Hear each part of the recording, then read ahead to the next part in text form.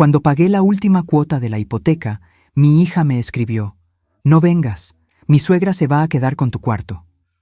Yo acepté, ya lo esperaba. La sorpresa llegó cuando intentaron girar la llave y apareció el nuevo propietario. «Qué bueno tenerte aquí conmigo. Sigue la historia hasta el final y dime en los comentarios desde qué ciudad me ves». Mi nombre es Salomé y tengo 65 años. Durante 43 años viví en la misma casa, en la calle Maple 1247. 43 años criando hijos, limpiando las mismas ventanas, regando las mismas rosas del jardín. 43 años creyendo que todo ese amor y sacrificio significaba algo para mi familia. Me equivoqué. La mañana que cambió todo comenzó como cualquier otra. Me levanté a las 6, preparé café en la misma cafetera que compré cuando Elisa tenía 10 años y me senté en mi sillón favorito junto a la ventana. El sol entraba suavemente por las cortinas de encaje que había cosido con mis propias manos 20 años atrás. Todo parecía normal, tranquilo, como debía ser para una mujer de mi edad que acababa de terminar de pagar la hipoteca de su casa.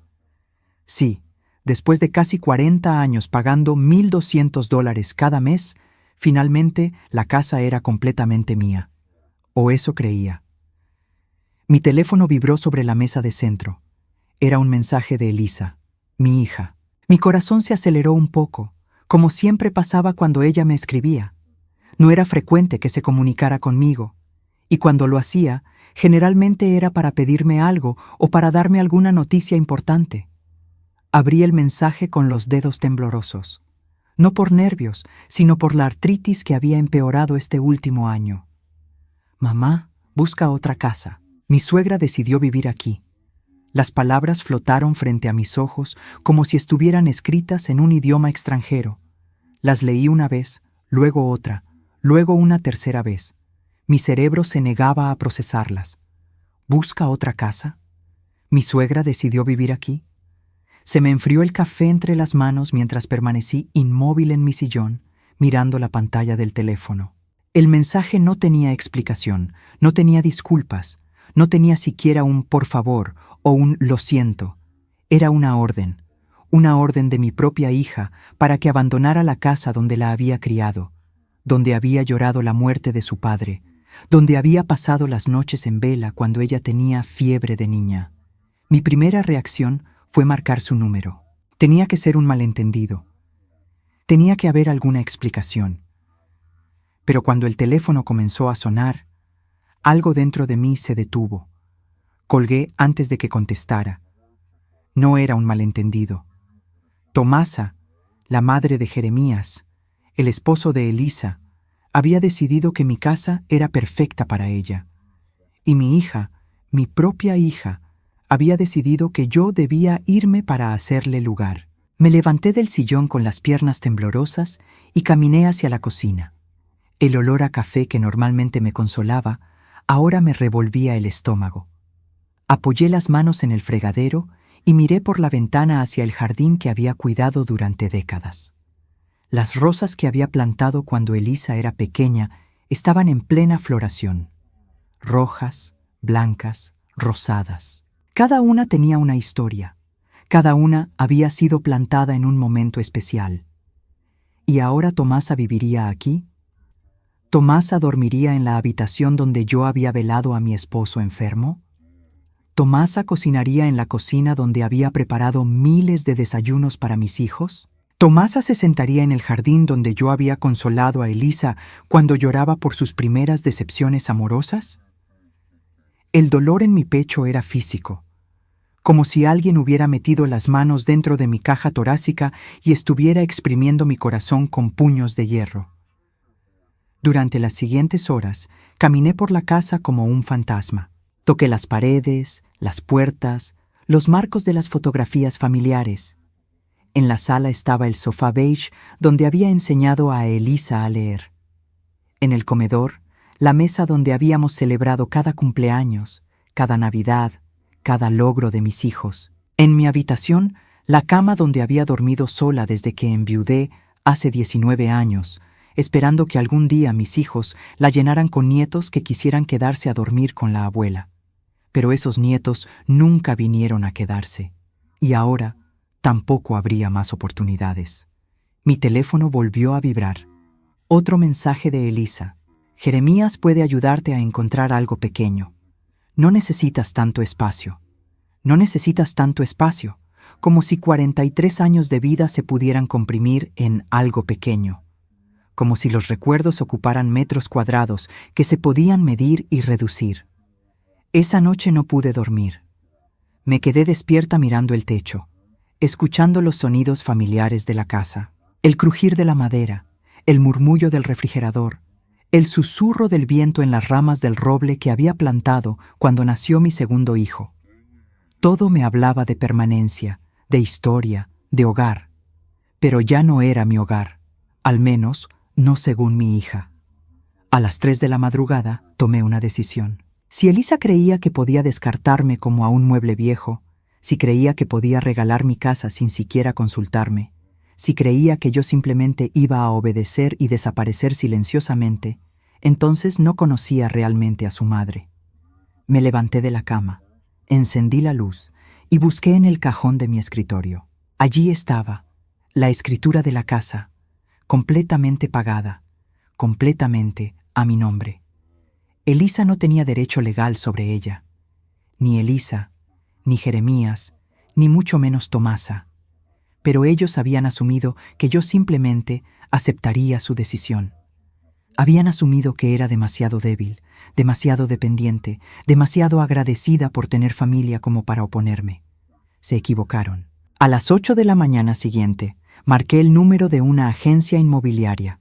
Mi voz sonó firme, decidida, completamente diferente a la mujer rota que había leído ese mensaje 24 horas antes. «Buenos días», dije cuando contestaron. «Me llamo Salomé Mendoza y quiero vender mi casa. Rápido». La agente me preguntó si estaba segura, si no quería pensarlo mejor, si había consultado con mi familia. «No», respondí con una calma que me sorprendió a mí misma. «No necesito consultar con nadie. Es mi casa, está a mi nombre y quiero venderla». Esa tarde, la agente vino a evaluar la propiedad. $250,000, me dijo. En el mercado actual, con las renovaciones que yo había hecho a lo largo de los años, podría venderse en menos de un mes. «Perfecto», le dije. «Póngala en venta hoy mismo».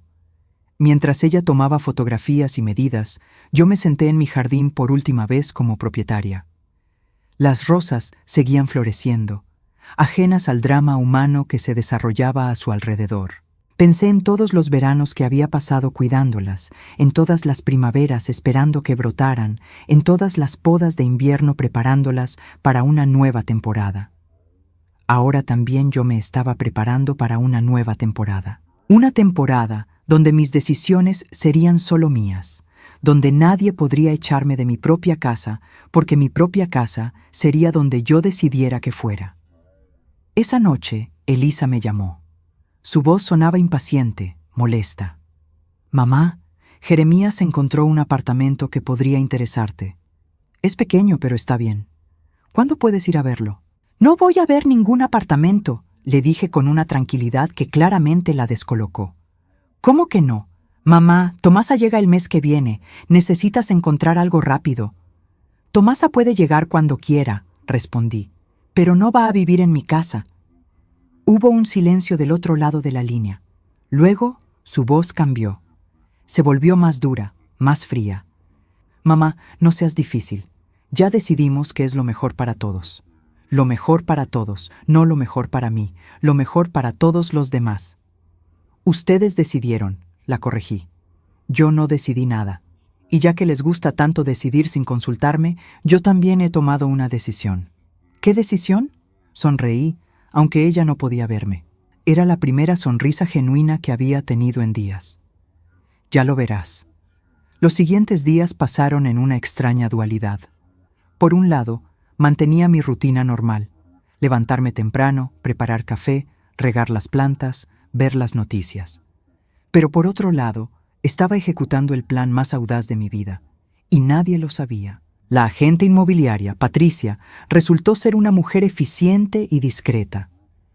Entendió inmediatamente que quería manejar la venta con total privacidad. Hay familias que no entienden las decisiones de sus mayores, me había dicho con una sonrisa comprensiva. Nosotros respetamos completamente su confidencialidad. Al tercer día, después de poner la casa en venta, ya tenían 3 ofertas serias. Una de ellas por el precio completo, $250,000. Una pareja joven con gemelos pequeños había visto la casa y se había enamorado inmediatamente del jardín y del espacio que tenían para crecer. «Es perfecta para nosotros», había dicho la mujer, con los ojos brillantes mientras tocaba su vientre. Estaba embarazada del tercer hijo. «Los niños podrían jugar aquí, podríamos tener una huerta en el fondo, y esa habitación de arriba sería ideal para el cuarto del bebé». Mientras ella hablaba, yo pensé en lo diferente que habría sido mi vida si mis hijos hubieran visto la casa de esa manera. Como un lugar donde construir memorias felices, donde criar una familia, donde crecer juntos. En lugar de verla como un recurso que podían administrar y redistribuir según sus conveniencias. «¿Cuándo pueden cerrar la operación?», le pregunté a Patricia. «Si todo sale bien, en 3 semanas. Ellos ya tienen el financiamiento preaprobado». 3 semanas. En 3 semanas sería libre. Esa misma tarde, Elisa apareció sin avisar. La vi llegar por la ventana de la sala, caminando por el sendero de piedra que yo había puesto baldosa por baldosa hace 15 años. Llevaba esa expresión de superioridad que había perfeccionado desde que se casó con Jeremías, como si el mundo debiera adaptarse a sus planes. «Hola, mamá», me dijo al entrar, besándome en la mejilla con esa frialdad mecánica que había reemplazado el cariño genuino hace años. «¿Cómo estás? ¿Ya fuiste a ver ese apartamento?» «No», respondí simplemente, sirviéndole café aunque no me lo había pedido. 35 años de ser su madre habían creado reflejos automáticos que aún no podía romper. «Mamá», suspiró con exasperación, «no puedes seguir posponiendo esto. Tomasa llega el 15 de junio. Son solo 4 semanas». El 15 de junio. Tenía una fecha específica, como si fuera la llegada de una reina que todos debían recibir con los brazos abiertos. «¿Y qué va a pasar con mis cosas?», pregunté, aunque ya conocía la respuesta. «Bueno, obviamente no vas a poder llevarte todo a un apartamento pequeño, pero no te preocupes, nosotros nos encargaremos de todo. Jeremías puede donar lo que no necesites, y yo puedo quedarme con algunas cosas que tengan valor sentimental para la familia». Valor sentimental para la familia. ¿Cómo qué? ¿El piano donde les había enseñado las primeras canciones? ¿La vajilla que había usado en cada reunión familiar? ¿Los álbumes de fotografías que había armado con amor durante décadas? ¿Y las plantas del jardín?, pregunté. Elisa me miró como si hubiera hecho una pregunta absurda. «Mamá, son solo plantas. Tomasa querrá hacer sus propios cambios al jardín de todas formas. Solo plantas. 43 años de cuidado, de amor, de tiempo invertido en cada rosal, cada arbusto, cada árbol frutal, y para ella eran solo plantas». «Tienes razón», le dije, con una calma que claramente la tranquilizó. «Son solo plantas». Después de que se fuera, me senté en el jardín hasta que oscureció. Las rosas estaban en su mejor momento, con esa fragancia dulce que solo tenían en mayo. El roble que había plantado cuando nació mi segundo hijo ahora era lo suficientemente grande como para dar sombra a media casa. La huerta donde había cultivado tomates y hierbas aromáticas durante décadas estaba preparándose para la temporada de verano. Todo eso desaparecería para Tomasa. Ella arrancaría mis rosas para plantar lo que le gustara. Ella cortaría las ramas del roble si le daban demasiada sombra. Ella convertiría mi huerta en lo que se le ocurriera, pero no en mi presencia. No tendría que ver cómo destruían lo que había construido con tanto amor. Al día siguiente, Patricia me llamó con buenas noticias. La pareja joven había conseguido acelerar todos los trámites. Podían cerrar la venta el 5 de junio, 10 días antes de que llegara Tomasa. «¿Estás segura de que quiere proceder tan rápido?», me preguntó. «Es una decisión muy importante». «Nunca he estado más segura de nada en mi vida», le respondí. Y era verdad. Con cada día que pasaba, me sentía más liviana, más libre, más dueña de mi propio destino. Esa tarde comencé a buscar mi nueva casa. No un apartamento pequeño como el que Jeremías había encontrado para mí. Una casa. Más pequeña que la actual, por supuesto, pero una casa con jardín, con espacio para respirar, con la posibilidad de comenzar de nuevo. Encontré una perfecta en la calle Pine, 892. Era una casa de una planta, con 2 habitaciones, una cocina amplia y un jardín del tamaño justo para una mujer sola. Lo mejor de todo, costaba $120,000. Después de vender mi casa actual y pagar los gastos de la mudanza, me quedarían más de $100,000 en el banco. $100,000 que mis hijos no sabían que existían. $100,000 que me darían una seguridad que no había tenido desde que enviudé. Firmé la oferta de compra esa misma tarde. Durante los días siguientes, Elisa siguió llamándome para insistir sobre el apartamento. Cada conversación era un ejercicio de paciencia. Mamá, el dueño está dispuesto a reducir el depósito si firmas esta semana. Mamá, ¿ya empezaste a empacar? Puedo venir el fin de semana a ayudarte. Mamá, Tomasa está muy emocionada. Dice que siempre había soñado con vivir en una casa con jardín. Siempre había soñado con vivir en una casa con jardín. Mi jardín. El jardín que yo había creado, cultivado, amado durante décadas. Qué bueno que su sueño se va a hacer realidad, le respondí. El viernes anterior al cierre de la venta, Elisa llegó con Jeremías. Los vi desde la ventana, parados frente a la casa, señalando diferentes partes del jardín y de la fachada. Jeremías tenía una libreta en la mano y estaba tomando notas. Salí a recibirlos. «Hola, mamá», me dijo Elisa, esta vez con más entusiasmo que de costumbre. Jeremías y yo vinimos a medir algunos espacios para Tomasa. Ella quiere estar segura de que sus muebles van a caber bien. Sus muebles, en mi casa, en mi sala, en mi habitación. Por supuesto, dije con una sonrisa. Pasen, están en su casa. La ironía de esas palabras me hizo sonreír aún más. Pasaron las siguientes 2 horas midiendo, tomando fotografías, discutiendo qué paredes podrían tirar para abrir el espacio, qué renovaciones necesitaría la cocina, cómo convertirían mi estudio en una habitación para la enfermera de Tomasa. La enfermera de Tomasa. Ni siquiera iba a vivir sola en mi casa. Iba a traer personal. ¿Una enfermera?, pregunté, tratando de sonar casual. Sí, respondió Jeremías. Mi madre necesita cuidados especiales. Diabetes, presión alta, algunas cuestiones del corazón. Nada grave, pero necesita monitoreo constante. Así que Tomasa no solo iba a vivir en mi casa, iba a convertir mi casa en una especie de clínica privada, con enfermera, con equipos médicos, con toda la parafernalia que requiere el cuidado de una persona mayor con problemas de salud. ¿Y ustedes van a vivir aquí también?, pregunté. Elisa intercambió una mirada con Jeremías antes de responder. No. Nosotros vamos a seguir en nuestra casa, pero vamos a estar muy cerca, supervisando todo, asegurándonos de que mamá Tomasa tenga todo lo que necesita.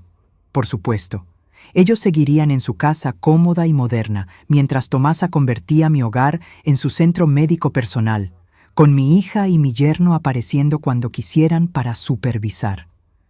Suena perfecto, les dije. Esa noche, después de que se fueron, me senté en mi sillón favorito por última vez. Al día siguiente firmaría los papeles de venta. Al día siguiente comenzaría mi nueva vida. Tomé mi teléfono y llamé a la empresa de mudanzas. Necesito que vengan el 5 de junio por la mañana, les dije. Es urgente. El 5 de junio, el mismo día que cerraría la venta. El día que me convertiría oficialmente en una mujer libre. El 5 de junio, amaneció con un cielo despejado y una brisa suave que movía las cortinas de mi habitación. Era el día en que mi vida cambiaría para siempre, aunque Elisa y Jeremías no tenían idea de lo que estaba por suceder.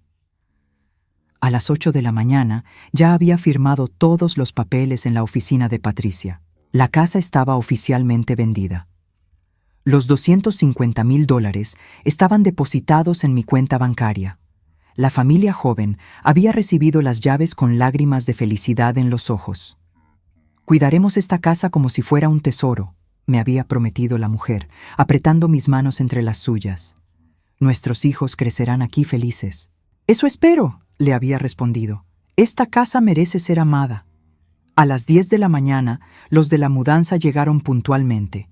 Habían empacado mis pertenencias más importantes durante la semana anterior, trabajando rápido y eficientemente mientras Elisa creía que yo estaba reorganizando para la llegada de Tomasa.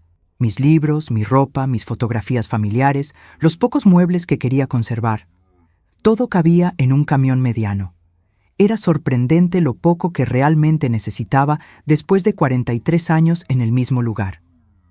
A las 11:30 ya estaba en mi nueva casa en la calle Pine. Era perfecta. Pequeña pero luminosa, con ventanas grandes que dejaban entrar el sol de la mañana. El jardín era del tamaño justo para una mujer sola, no tan grande como para ser una carga, no tan pequeño como para sentirse encerrada. Los de la mudanza terminaron de descargar a las 2 de la tarde. Me quedé sola en mi nueva casa, rodeada de cajas, respirando el aire de la libertad por primera vez en décadas. Mi teléfono sonó. Era Elisa. «Hola, mamá. ¿Cómo vas con el empaque? Jeremías y yo podemos pasar mañana a ayudarte con las cosas pesadas». «No será necesario», le respondí con una calma que me sorprendió a mí misma. «Ya está todo listo». «¿En serio? ¿Tan rápido?» «Bueno, mejor. Tomasa llega el jueves. Sus cosas llegaron ayer y están en nuestra casa. Vamos a empezar a llevárselas el miércoles para que todo esté perfecto cuando ella llegue». El miércoles. Faltaban 5 días. 5 días para que descubrieran la sorpresa que les tenía preparada. «Perfecto», le dije. «Estoy segura de que Tomasa va a estar muy contenta». Después de colgar, me senté en el único sillón que había traído de la casa anterior y me permití sonreír. Era una sonrisa de anticipación, de justicia poética, de una satisfacción que no había sentido en años. Los siguientes días pasaron en una mezcla extraña de paz y expectativa. Desempaqué mis cosas lentamente, disfrutando cada momento de libertad. Planté algunas flores en el jardín nuevo. Compré cortinas frescas para las ventanas. Preparé comidas simples solo para mí, sin tener que pensar en los gustos de nadie más. El miércoles por la mañana, Elisa me llamó temprano. «Mamá, vamos a empezar a llevar las cosas de Tomasa hoy». «¿Ya te fuiste?» «Sí», le mentí. «Ya no estoy en la casa». «Perfecto. Tenemos tanto que hacer». Jeremías contrató a unos hombres para que ayuden a acomodar todo. Tomasa trae muchísimas cosas. Por supuesto que traía muchísimas cosas. Iba a convertir mi casa en su palacio personal. «Me imagino», respondí. «Debe ser muy emocionante para ella». «Sí, está súper emocionada. Dice que por fin va a poder vivir como se merece». «Como se merece», en la casa que yo había pagado durante 40 años. Con el jardín que yo había cultivado durante décadas. En el espacio que yo había llenado de amor y memorias. El jueves por la mañana llegó la llamada que había estado esperando. Era Jeremías, y su voz sonaba completamente diferente. Tensa, confundida, casi frenética. «Salomé, ¿dónde estás?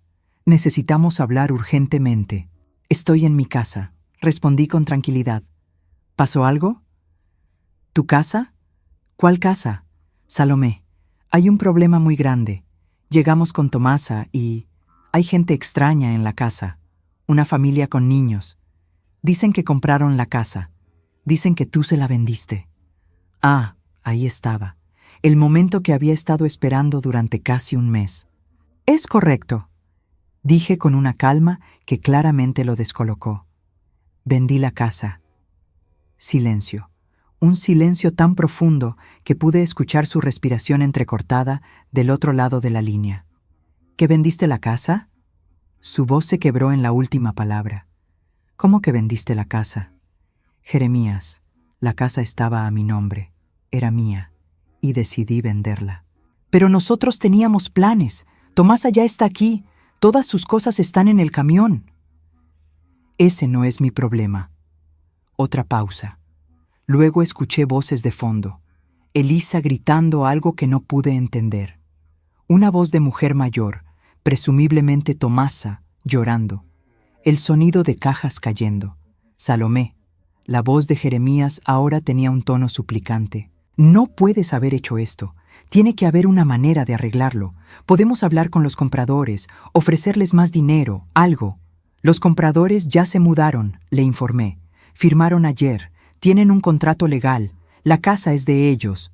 Esto es una locura. ¿Dónde se supone que va a vivir mi madre? Eso, dije con una tranquilidad que me llenaba de orgullo. Tendrían que haberlo pensado antes de echarme de mi propia casa. Colgué el teléfono. Inmediatamente comenzó a sonar de nuevo. Jeremías. Lo dejé ir al buzón de voz. Luego Elisa. También al buzón de voz. Luego un número que no reconocí. Probablemente Tomasa. Apagué el teléfono. Me serví una taza de café y me senté en mi jardín nuevo. Era más pequeño que el anterior, pero era mío. Completamente mío. Nadie podía echarte de aquí. Nadie podía decidir que alguien más merecía vivir aquí más que yo. Alrededor de las 3 de la tarde, escuché autos deteniéndose frente a mi casa. Miré por la ventana y vi el auto de Elisa y una camioneta que no reconocí. Varias personas bajaron. Elisa, Jeremías, una mujer mayor que obviamente era Tomasa, y 2 hombres que parecían ser los empleados de la mudanza. Se dirigieron hacia mi puerta con expresiones que variaban entre la furia y la desesperación. El timbre sonó insistentemente. Luego golpes en la puerta. Luego la voz de Elisa gritando: «¡Mamá, abre la puerta! ¡Tenemos que hablar!». Esperé un momento, respiré profundo y abrí la puerta. Elisa irrumpió inmediatamente, con los ojos rojos y la cara descompuesta de rabia. «¿Cómo pudiste hacer esto?», me gritó. «¿Cómo pudiste vendernos la casa a nuestras espaldas?». «No les vendí nada», respondí con calma. «Vendí mi casa que estaba a mi nombre, que yo pagué durante 40 años. Pero ¿sabías que Tomasa iba a vivir ahí?». Jeremías había entrado detrás de Elisa con una expresión de pánico total. «Sabías que habíamos hecho planes. Ustedes hicieron planes», lo corregí. «Ustedes decidieron, sin consultarme, que yo debía irme para hacerle lugar a ella. Yo simplemente tomé mi propia decisión». Tomasa, que hasta entonces había permanecido en la entrada, finalmente habló. Era una mujer pequeña, de unos 70 años, con una expresión de indignación que habría sido cómica si no fuera tan patética. «Esto es un abuso», gritó con voz temblorosa. «Soy una mujer mayor. Necesito un lugar donde vivir. No pueden tratarme así». La miré directamente a los ojos. «Señora, yo también soy una mujer mayor, y también necesitaba un lugar donde vivir. La diferencia es que yo me aseguré de tener uno». «Pero la casa iba a ser para mí», siguió gritando. «Elisa me prometió que podía vivir ahí». «Elisa», dije volviéndome hacia mi hija, «no tenía derecho a prometerte nada. La casa nunca fue suya». La cara de Elisa se contorsionó en una mezcla de rabia y desesperación. «¿Y dónde se supone que va a vivir Tomasa ahora? ¿En la calle?». «Ese problema es de ustedes», respondí. «Ustedes la invitaron, ustedes la trajeron, ustedes pueden resolverlo». «No tenemos espacio en nuestra casa», gritó Jeremías. «Por eso necesitábamos la tuya». Ah, ahí estaba la verdad. No era que mi casa fuera perfecta para Tomasa, era que ellos no tenían espacio para ella en su propia casa, pero no habían tenido problema en echarme de la mía. «Entonces búsquenle un apartamento», sugerí. «Hay muchos lugares bonitos para personas mayores». «No puedes estar hablando en serio». Elisa estaba al borde de la histeria. «Eres mi madre. Se supone que tienes que ayudarnos». «¿Como ustedes me ayudaron a mí?», pregunté. «¿Como ustedes pensaron en mí cuando decidieron que debía mudarme para hacerle lugar a una extraña?». «Tomasa no es una extraña», gritó Jeremías. «Es mi madre». «Y yo soy la madre de Elisa», respondí. Pero eso no pareció importarles cuando decidieron echarme. El silencio que siguió fue denso, cargado de una tensión que podía cortarse con cuchillo. Por primera vez, Parecían estar procesando realmente lo que habían hecho. Pero era demasiado tarde. Tienen que irse de mi propiedad, les dije finalmente, y no vuelvan a contactarme hasta que puedan tratarme con el respeto que merezco. Cerré la puerta en sus caras, tal como Elisa había cerrado la puerta metafórica en la mía cuando me echó de mi propia casa. Después de que se fueron, me quedé parada detrás de la puerta cerrada, escuchando sus voces alteradas mientras se alejaban hacia los autos. Mi corazón latía rápido, pero no de miedo. Era adrenalina pura. La sensación de haber recuperado mi poder después de décadas de ser tratada como un mueble al que se podía mover de lugar según la conveniencia de otros. Durante los siguientes 3 días, mi teléfono no paró de sonar. Números conocidos, números desconocidos, mensajes de texto, mensajes de voz. No contesté ninguno. Había dicho todo lo que tenía que decir. El domingo por la mañana, mientras regaba mis nuevas plantas en el jardín, vi un auto conocido acercándose lentamente por la calle. Era Elisa, sola esta vez. Se estacionó frente a mi casa, pero no bajó inmediatamente. La vi a través de la ventana de su auto, con las manos en el volante, respirando profundo como si estuviera armándose de valor. Cuando finalmente bajó y caminó hacia mi puerta, noté que se veía diferente. Ojerosa, cansada, sin el aire de superioridad que había llevado como una corona durante los últimos años. Toqué el timbre suavemente, no con la insistencia desesperada de unos días atrás. Abrí la puerta, pero no la invité a pasar. «Hola, mamá», dijo con una voz que apenas reconocí. Era suave, pequeña, vulnerable. «Hola, Elisa. ¿Podemos hablar?» La miré por un momento largo. Esta era mi hija, la niña que había criado sola después de enviudar, la niña a quien había leído cuentos cada noche, a quien había ayudado con la tarea, a quien había consolado durante cada desamor de la adolescencia. Pero también era la mujer que había decidido que su suegra era más importante que su propia madre. «Puedes hablar», le dije. «Yo escucharé».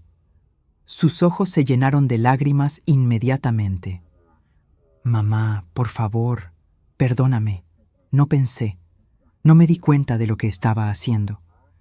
«¿No te diste cuenta de qué, Elisa? De que te estaba lastimando, de que te estaba echando de tu propia casa. Yo solo. Jeremías estaba tan desesperado con el tema de su mamá, y yo quería ayudar, pero nunca pensé en cómo te ibas a sentir tú. Nunca pensó en cómo me iba a sentir. 42 años de vida, y todavía no había aprendido a pensar en los sentimientos de los demás, o más específicamente, en mis sentimientos. ¿Y ahora sí piensas en cómo me siento?» «Sí», sollozó. «Mamá, estos días han sido una pesadilla. Tomasa está furiosa, Jeremías está desesperado, no sabemos dónde meterla. Está viviendo temporalmente en nuestra casa, pero es horrible. Se queja de todo, critica todo, trata a Jeremías como si fuera un niño de 5 años. No pude evitar una pequeña sonrisa. Así que la perfecta Tomasa no era tan perfecta después de todo. Y me di cuenta de que por complacerla a ella, perdí a mi mamá. Y tú eres más importante que ella, mamá. Tú eres mi familia de verdad, familia de verdad». Qué fácil era decir esas palabras cuando las necesitaba. «Elisa», dije con cansancio, ¿me estás pidiendo perdón porque realmente entendiste lo que hiciste mal? ¿O me estás pidiendo perdón porque necesitas que te ayude a resolver el problema que creaste? Se quedó callada. Esa pausa me dio toda la respuesta que necesitaba. «Mamá, las dos cosas», finalmente admitió. «Sí, necesito tu ayuda, pero también entiendo que te lastimé. ¿Qué tipo de ayuda necesitas?» Su voz se hizo aún más pequeña. «Necesitamos dinero para conseguirle un apartamento a Tomasa, para el depósito, los primeros meses de alquiler. Jeremías y yo no tenemos tanto efectivo disponible ahora mismo». Ah, ahí estaba. Necesitaban dinero. El dinero de la venta de mi casa. El dinero que había conseguido precisamente porque me habían echado de mi hogar. ¿Cuánto dinero? Unos $15,000, tal vez 20,000. Encontramos un apartamento bonito, pero piden 3 meses de depósito y... No, La palabra salió de mi boca con una firmeza que me sorprendió a mí misma. ¿Cómo?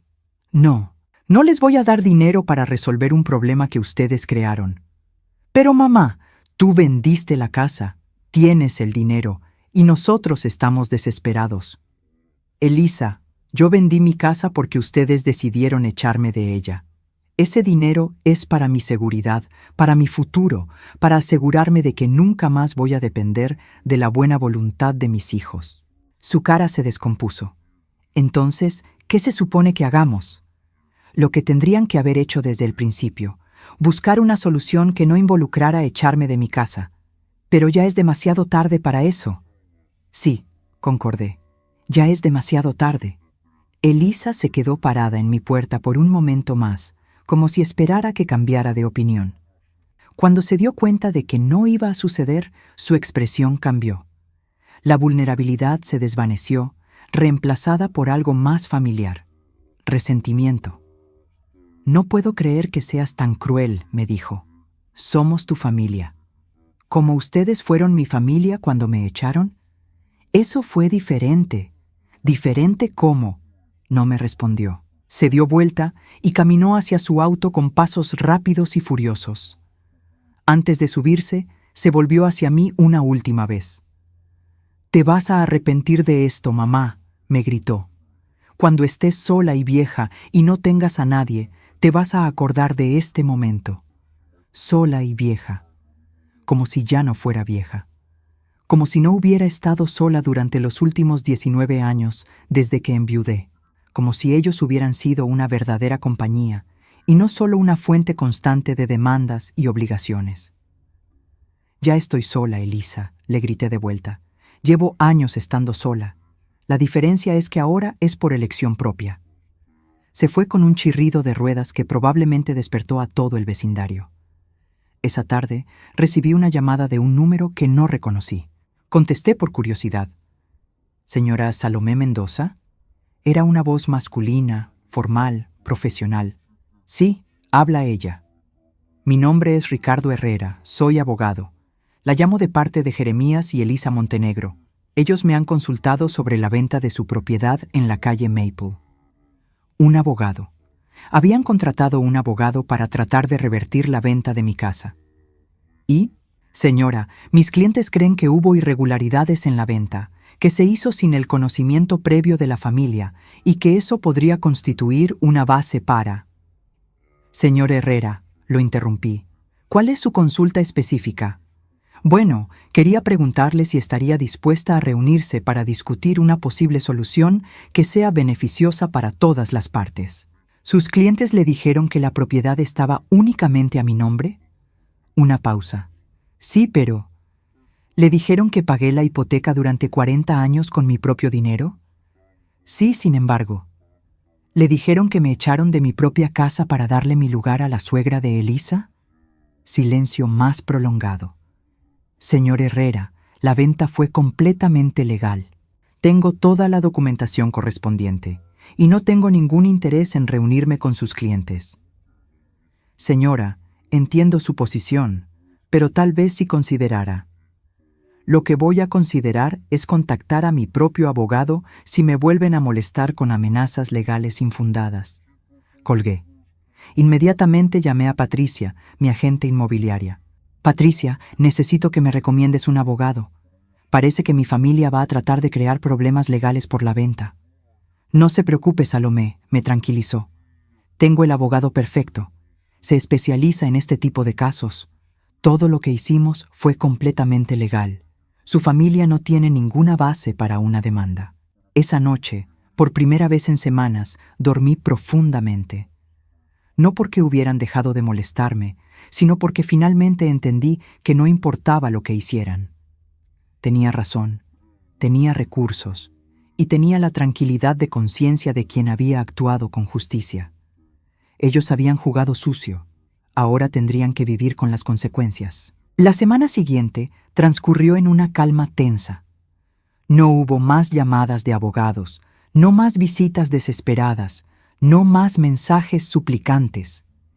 Era como si hubieran aceptado finalmente que no había vuelta atrás.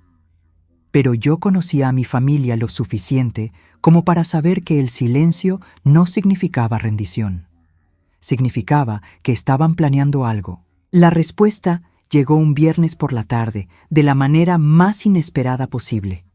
Estaba en mi jardín, plantando unas begonias nuevas que había comprado esa mañana, cuando escuché que alguien tocaba la puerta.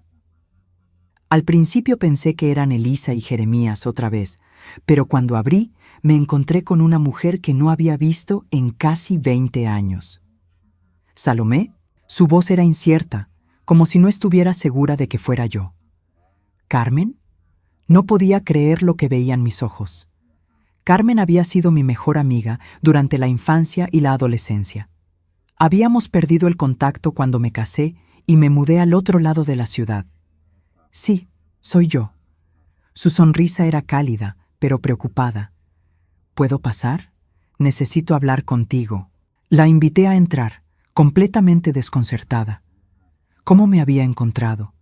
¿Qué hacía aquí después de tanto tiempo? Tu casa es preciosa, me dijo mientras miraba alrededor. Mucho más acogedora que esa mansión donde vivías antes. ¿Mansión? Mi casa anterior no era una mansión. Era una casa normal, de clase media. Pero antes de que pudiera corregirla, Carmen continuó hablando. Salomé, vine porque me enteré de lo que pasó, con tu hija y con la venta de la casa. Se me heló la sangre. ¿Cómo te enteraste? Carmen suspiró y se sentó en el sofá. Trabajo en el banco, en el primer Banco Nacional. He trabajado ahí durante los últimos 15 años. El banco donde Elisa y Jeremías tenían sus cuentas.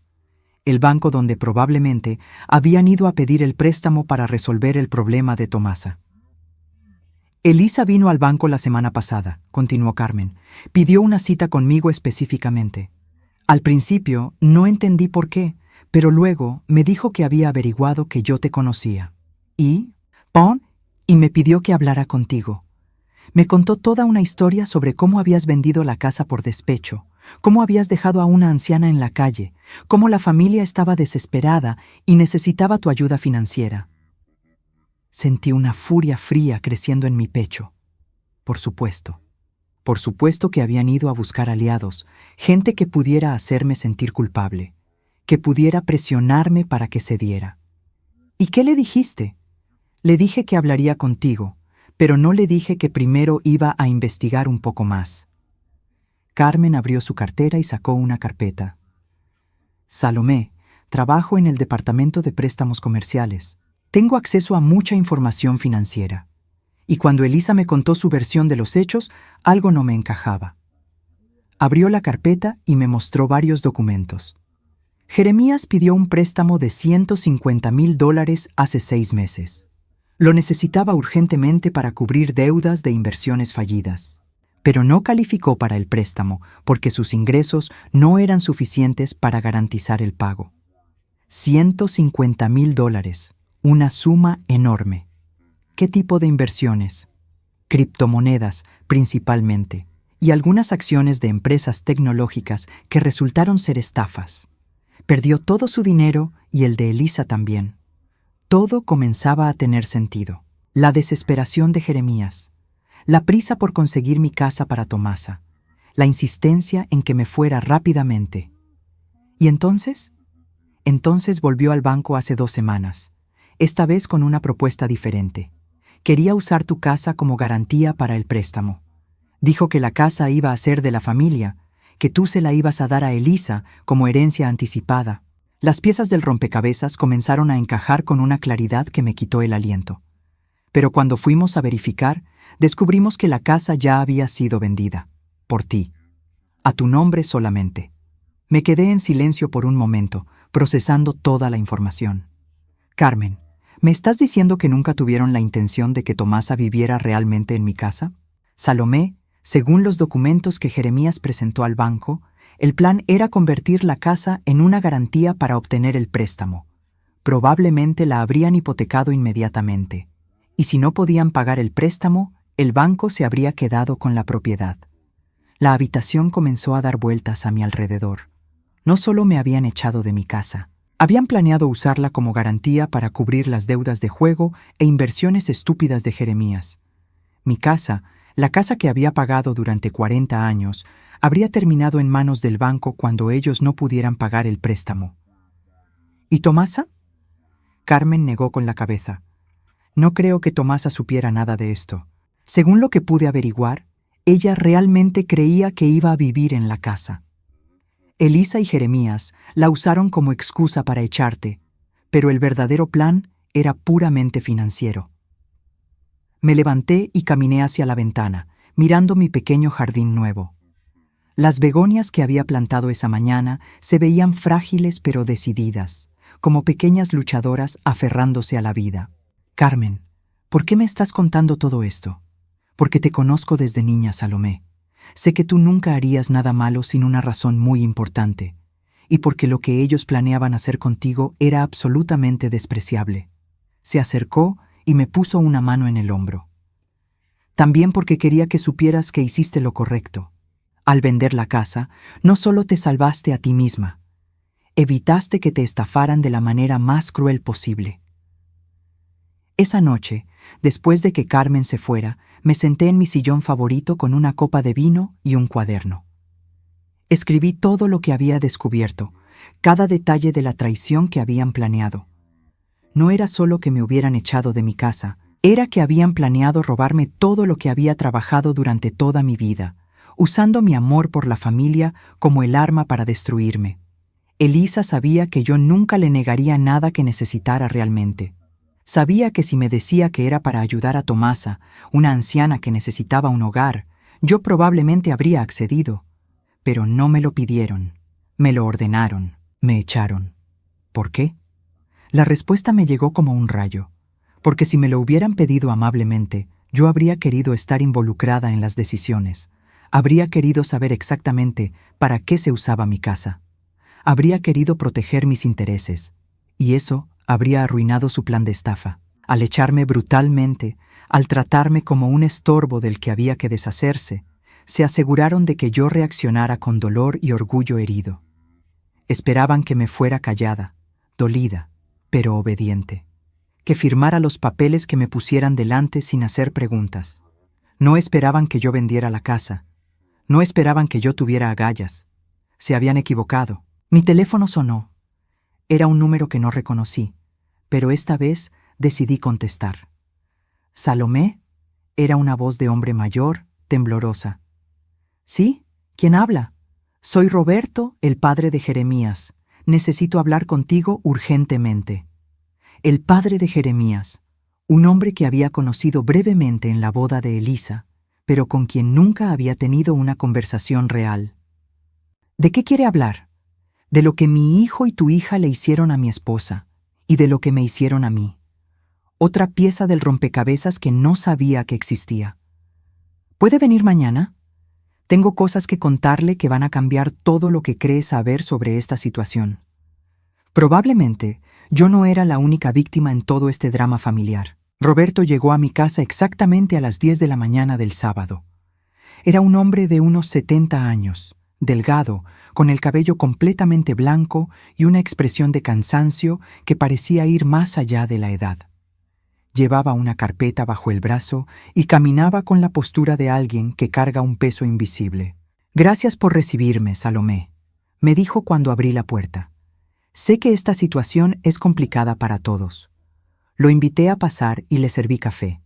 Nos sentamos en la sala, y por un momento ninguno de los dos supo cómo empezar. «Roberto», dije finalmente, «ayer me dijiste por teléfono que había cosas que yo no sabía. ¿De qué se trata?» Él suspiró profundamente y abrió la carpeta que había traído. «Salomé, mi esposa Tomasa no necesitaba una casa. Ella tenía una casa perfectamente buena donde había vivido durante 15 años después de que yo me mudé a una residencia para mayores». Fruncí el ceño. «¿Cómo que no necesitaba una casa?» Tomasa vendió su casa hace 3 meses, no porque quisiera mudarse, sino porque Jeremías la convenció de que era una buena idea. Le dijo que el dinero de la venta podía ser una inversión familiar que beneficiaría a todos. La sangre se me heló en las venas. «¿Cuánto dinero?» $180,000. Roberto sacó unos documentos de la carpeta. Tomasa le dio todo el dinero a Jeremías para que lo invirtiera por ella. Le prometió que en 6 meses habría duplicado la cantidad. ¿Y qué pasó con el dinero? Lo perdió todo, en esas mismas inversiones estúpidas que Carmen te contó ayer. Criptomonedas, acciones fraudulentas, todo. Me quedé sin aliento. No solo habían planeado usar mi casa como garantía para un préstamo, también habían estafado a Tomasa, quitándole su propia casa y todos sus ahorros. Roberto, ¿Tomasa sabe esto? No. Jeremías le sigue mintiendo. Le dice que las inversiones van bien, que pronto tendrá su dinero de vuelta. Mientras tanto, la convenció de que necesitaba un cambio de aire y que vivir en tu casa sería perfecto para ella. Pero ¿por qué no me dijiste esto antes? ¿Por qué no se lo dijiste a Tomasa? Roberto bajó la cabeza, avergonzado. Porque soy un cobarde. Porque Jeremías es mi único hijo, y aunque sé que lo que está haciendo está mal, no quería ser yo quien lo denunciara. Pero cuando vi lo que te hicieron a ti, y cuando vi a Tomasa llorar todos los días porque no entiende por qué la señora Salomé fue tan cruel con ella, no pude seguir callado. Me levanté y caminé hacia la ventana. Todo era peor de lo que había imaginado. Mucho peor. Roberto, ¿qué piensas hacer ahora? Ya lo hice. Ayer fui a la policía. Presenté una denuncia formal contra mi propio hijo por estafa a una persona mayor. Tengo todos los documentos, todas las pruebas. Se quedó callado por un momento. Luego continuó. También hablé con Tomasa. Le conté toda la verdad. Está destrozada, por supuesto, pero ahora entiende que tú no eres la villana de esta historia. ¿Y dónde está ella ahora? Está en mi apartamento en la residencia para mayores. Es pequeño, pero es seguro, y estamos viendo qué opciones legales tiene para recuperar al menos parte de su dinero. Roberto se levantó y me entregó un sobre. Tomasa me pidió que te diera esto. Abrí el sobre con manos temblorosas. Adentro había una carta escrita a mano con letra temblorosa. Querida Salomé, Roberto me contó la verdad sobre lo que realmente pasó. Me siento muy avergonzada de haber participado, sin saberlo, en el plan para echarte de tu casa. Ahora entiendo que tú no eres una mujer cruel, eres una mujer que se defendió cuando la atacaron. Yo habría hecho lo mismo en tu lugar. Espero que algún día puedas perdonarme. No por haber sabido lo que pasaba, porque yo no sabía nada, sino por haber sido parte de algo que te lastimó tanto. Tu casa debe haber sido muy hermosa. Lamento que hayas tenido que venderla por culpa de mi hijo y tu hija. Con respeto y admiración, Tomasa. Las lágrimas corrieron por mis mejillas mientras leía la carta. Pobre Tomasa. Ella había sido víctima tanto como yo. Roberto, ¿qué va a pasar ahora? Bueno, la policía está investigando. Probablemente Jeremías va a enfrentar cargos criminales. En cuanto a Elisa, se encogió de hombros. Depende de cuánto sabía y cuánto participó activamente en el engaño. Nos quedamos en silencio por un momento. Luego, Roberto habló de nuevo. Salomé, quiero que sepas algo. Lo que hiciste, vender la casa, no solo te salvó a ti. Evitaste que ellos siguieran con su plan. Si hubieran conseguido usar tu casa como garantía, habrían perdido esa también. Y tú habrías terminado sin nada. Tenía razón. Al actuar instintivamente para protegerme, había frustrado un plan que habría destruido completamente mi seguridad financiera. Después de que Roberto se fuera, me senté en mi jardín con la carta de Tomasa. Era un día hermoso, soleado, pero no demasiado caluroso. Mis begonias ya estaban empezando a florecer. Mi teléfono sonó. Era Patricia, mi agente inmobiliaria. Salomé, tengo noticias interesantes. La familia que compró tu casa anterior me llamó. Querían agradecerte personalmente. ¿Agradecerme por qué? Por haber cuidado tan bien la casa durante todos esos años. Dicen que cada rincón se nota que fue amado. Los rosales están espectaculares, la huerta está perfecta para la temporada de verano, y sus hijos están encantados con el jardín. Una sonrisa genuina se dibujó en mi rostro. Me alegra saber eso. También me dijeron que si alguna vez quieres visitarlos para ver cómo están las plantas, eres más que bienvenida. Los niños les preguntaron si la señora que plantó las flores podría venir a enseñarles sobre jardinería. La ironía era perfecta. Mi casa estaba siendo amada y cuidada por una familia que realmente la valoraba. Mientras tanto, la familia que había planeado arrebatármela para sus propios fines egoístas, ahora enfrentaba las consecuencias de sus acciones. Esa tarde recibí una llamada inesperada. Era Elisa. Mamá. Su voz sonaba completamente diferente. Quebrada, asustada, desesperada. ¿Podemos hablar? Estoy escuchando. Mamá, la policía vino a nuestra casa. Jeremías está en problemas grandes. Lo sé. ¿Lo sabías? ¿Cómo? Roberto vino a verme ayer. Me contó todo. Hubo un silencio largo. Mamá, yo no sabía. Te juro que no sabía nada sobre el dinero de Tomasa, ni sobre los planes de usar tu casa como garantía. Yo realmente creía que solo queríamos ayudar a una anciana que necesitaba un lugar donde vivir. Por primera vez en semanas, creí que Elisa estaba diciendo la verdad. ¿Y ahora qué vas a hacer? No lo sé. Los abogados dicen que probablemente yo no voy a enfrentar cargos porque no participé directamente en la estafa financiera. Pero Jeremías podría ir a la cárcel. Elisa, dije suavemente, ¿te das cuenta de lo que realmente pasó? ¿Qué quieres decir? Jeremías te usó tu relación conmigo para conseguir lo que necesitaba. Sabía que si te pedía que me echaras de mi casa, tú lo harías sin hacer muchas preguntas porque querías complacerlo. Ella comenzó a llorar. Mamá, ¿me puedes perdonar? Sé que no merezco perdón, pero... Elisa, te perdono. Pero eso no significa que las cosas puedan volver a ser como antes. Lo sé, lo entiendo. Solo quería que supieras que lo lamento. Que lamento haberte lastimado, haberte echado, haberte tratado como si no importaras. Gracias por decirme eso. ¿Y ahora qué? ¿Nunca más vamos a ser familia? Pensé en la pregunta por un momento largo. Elisa, siempre vas a ser mi hija. Eso nunca va a cambiar. Pero la relación que tengamos de ahora en adelante depende de si realmente aprendiste algo de todo esto, o si solo estás arrepentida porque las cosas salieron mal. Aprendí, mamá. Aprendí que mi matrimonio estaba basado en mentiras, que el hombre con el que me casé es un estafador y que perdí a mi madre por seguir a alguien que no valía la pena. ¿Qué vas a hacer con tu matrimonio? Ya hablé con un abogado de divorcio. No puedo seguir casada con alguien que estafó a su propia madre y que me manipuló para lastimar a la mía. 3 meses después, estaba en mi jardín regando las plantas cuando escuché risas de niños. Miré hacia la cerca y vi a los gemelos de la familia que había comprado mi casa anterior, jugando con una pelota que había rodado hacia mi propiedad. «Disculpe, señora», me gritó uno de ellos. «¿Puede devolvernos nuestra pelota?» Les devolví la pelota por encima de la cerca. «¿Usted es la señora que plantó las flores bonitas en nuestra casa?», me preguntó el otro niño. «Sí, fui yo». «Mamá dice que usted debe ser muy buena persona porque las plantas solo crecen así de bonitas para gente que las ama». Me reí. «Tu mamá es muy sabia. ¿Quiere venir a tomar té con nosotros algún día? Mamá hace galletas muy ricas. Me encantaría».